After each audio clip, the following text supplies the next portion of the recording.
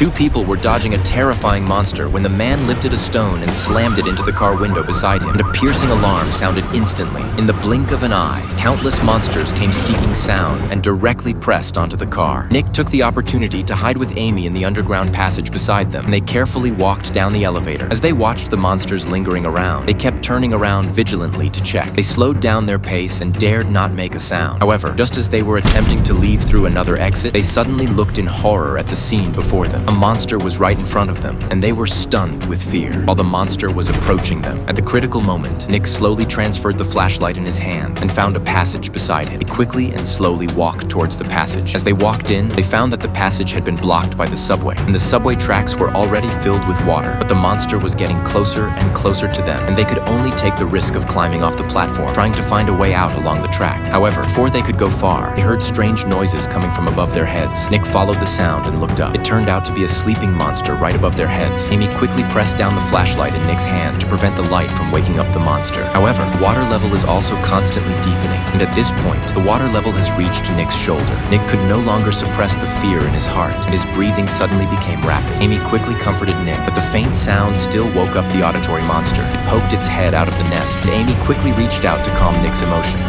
Nick couldn't suppress his inner fear and started crying. Amy quickly covered his mouth with her hand and tried to calm Nick's emotions. Quickly, under Amy's comfort, Nick's emotions were relieved. However, just when they thought it was temporarily safe, the accident occurred again.